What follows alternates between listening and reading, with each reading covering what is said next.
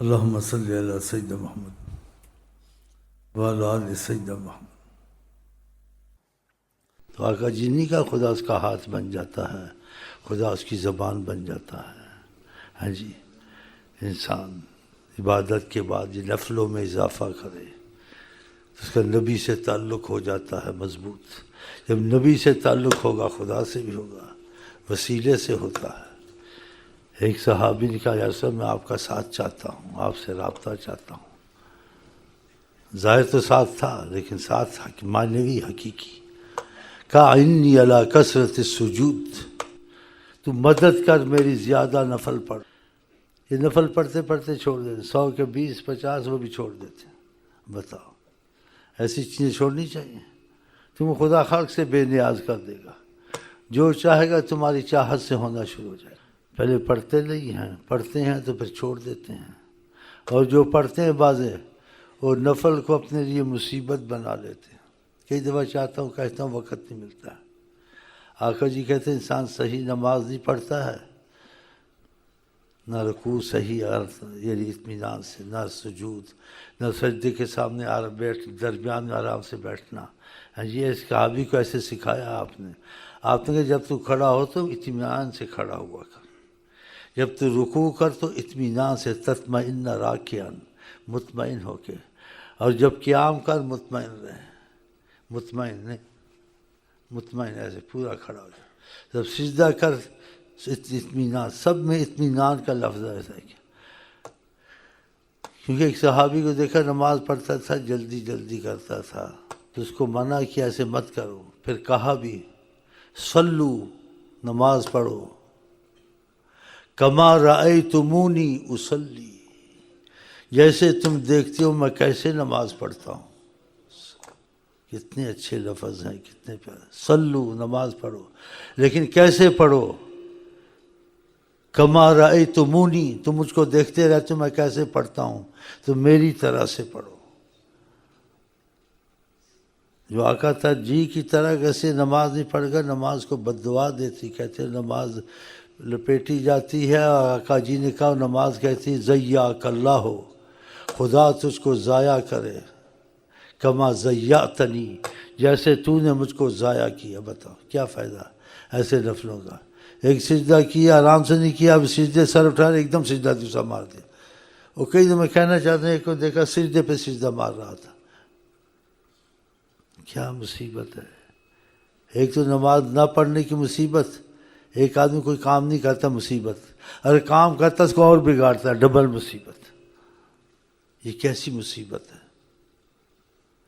تو آقا جی کہ صلو، نماز ایسے پڑھو، کما رأیتمونی، جیسے تم مجھ کو دیکھتے ہو، اصلی، میں کیسے نماز پڑھتا ہوں، کہ تم محر کہ تمہارے بیچ میں ہوتا ہوں۔ اس صحابی کو 3 دفعہ نماز لوٹوائی، پھر اس نے کہا میں تو ایسے ہی جانتا ہوں، پھر اس کو سکھایا آپ نے، اور پھر یہ بھی بتایا جو نماز صحیح پڑھتا ہے وہ نماز آسمان کی طرف جاتی ہے، اس نماز کا اس کو بڑا زبردست فائدہ پہنچتا ہے۔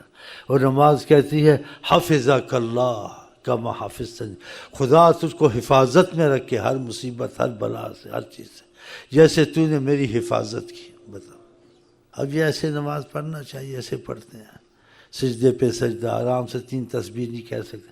اگر کہیں جلدی ہے تو عالم سے پوچھ لو، ایک تسبیح پڑھ لے، آرام سے پڑھ لے، سبحان ربی العظیم، سبحان ربی اللہ۔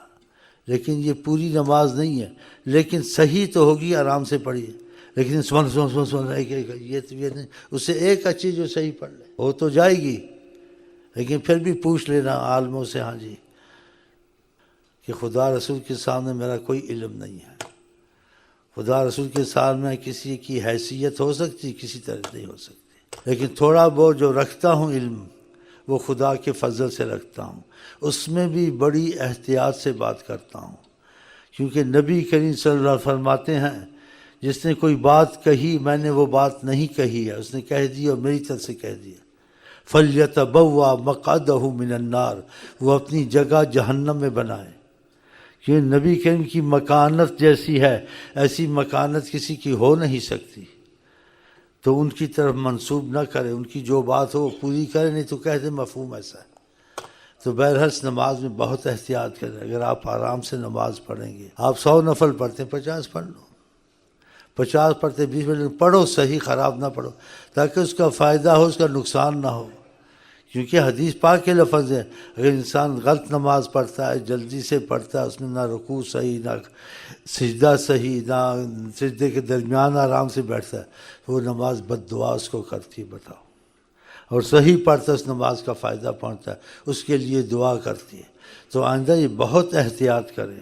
ہاں، یہ نماز اسلام کا رکن ہے، اور نماز میں انسان خدا تعالیٰ کے سامنے پابند ہو جاتا ہے. تو جتنا ادب اور یہ احتیاط ہوگی اتنا فائدہ زیادہ ہوگا. کیونکہ نماز سب برابر پڑھتے ہیں، لیکن پڑھا سب نے، لیکن فائدے کے لحاظ سے ہر ایک کا علیحدہ ہوتا ہے.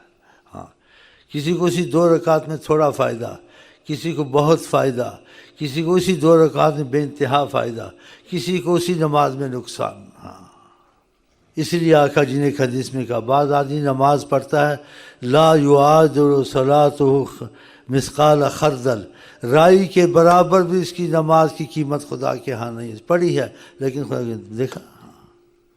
تو اس میں احتیاط کریں اور بولو انشاءاللہ تعالی.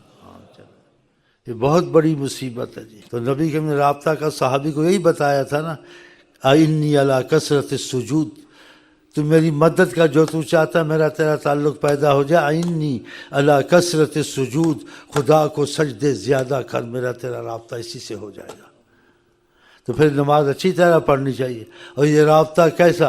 دنیا کی حکومت ڈرتی ہے، جنات ڈرتے ہیں، انسان ڈرتے ہیں، اس سے ہر کوئی ڈرتا ہے کہ اس سے خدا سے رابطہ ہو جائے تو پھر خدا کی طاقت سے بولتا ہے، خدا کی طاقت سے وہ چلتا ہے، خدا کی طاقت سے وہ دیکھتا ہے. حدیث شریف میں ہے نا، اس کا ہاتھ بن جاتا ہوں، اس کی زبان بن جاتا ہوں. تو بتاؤ پھر یہ کتنا بڑا اس پر فضل ہے خدا کا. صحیح ہے غلط ہے؟ اور پھر اسی میں خود اللہ آقا جی نے کہا، اللہ تعالیٰ کہتے ہیں جس نے خدا سے تعلق اور رابطہ محبت پیدا کر لی، من عادی لی ولیا، جس نے دشمنی کی، مخالفت کی میرے کسی چاہنے والے سے، محبت والے سے، وہ میرا دوست ہے. اللہ تعالیٰ کہتے ہیں فقد آذنتہ بالحرب، میں اس کے ساتھ جنگ کا اعلان کرتا ہوں. کہ اللہ تعالیٰ کہتے ہیں میں اس کی طرف سے جنگ کروں گا، اس کا مقابلہ کروں گا. خدا کا مقابلہ کوئی کر سکتا ہے؟ دوسری حدیث میں ایسا اس پر جھپٹا مارتا ہوں، وثوب اللیث، جیسے شیر جھپٹا مارتا ہے، اس کو چیر پھاڑ دیتا ہوں، اس کا جیسے ستیہ ناش ہو جاتا ہے. ہاں، تو پھر یہ خیال کرنا چاہیے، نماز کو ہاتھ سے پڑھے، اس کی بہت بڑی نعمت اس کو سمجھے، اور اس سے تعلق خدا سے پیدا ہوتا ہے، نبی سے پیدا ہوتا ہے. تو پھر یہ چھوٹی چیز تو نہیں ہے. اس کی کوشش کرے کہ وہ نفلیں پڑھا کرے. 100 نہیں پڑھ سکتا تو اس کو تقسیم کر کے پڑھے. تقسیم میں بھی پڑھے تو تب بھی میں نے دیکھا قل یا الکافرون، اور دوسرے کو 1-پونے گھنٹے میں ہو جاتا ہے. بتا کتنا وقت انسان کا ضائع ہوتا ہے. اور کوشش کرے مخفی پڑھے. اگر وہ مخفی نہ پڑھے، نہیں پڑھ سکتا ہے، کہیں بھی پڑھ لے، کوئی دیکھتا ہے، اس کی نیت میں تو ریاکاری نہیں ہے، اللہ معاف کر دے گا. لیکن چھوڑے نہیں. تو خدا آپ کو، ہم کو ان نفلوں کی توفیق دے. اس سے خدا سے رابطہ، نبی سے رابطہ، خدا اس کا ہاتھ، اس کی زبان، کہ جو چاہتا ہے وہ ہونے لگ جاتا ہے. تھوڑی بات تو نہیں ہے. اور خدا تعالیٰ اس کے ساتھ اتنا راضی ہو جاتا ہے جو اس کو ستائے. کہا من عادی لی، اور جو دشمنی کرے کسی میری محبت والے سے، تعلق والے سے، آذنتہ بالحرب، میں اس کے ساتھ جنگ کرتا ہوں. بتاؤ خدا کا کون مقابلہ کر سکتا ہے؟ تو ایسی نعمت لاپرواہی کرنی چاہیے. اور دل سے آدمی پڑھے، اس کا فائدہ نہ ہو، تبدیلی آتی ہے. وہ تبدیلی بھی نہیں آتی، ریاکاری ہوگی یا کوئی اور نقص ہوگا. تو اللہ تعالی ہماری عبادت کو نقائص سے پاک کر دے. پھر باقی باتیں کرنے کے مسئلہ بہت لمبا ہو جائے گا. ہم آپ کو کہتے ہیں السلام علیکم ورحمۃ اللہ وبرکاتہ. آئی لو یو کے ساتھ آپ کیا کہتے ہیں؟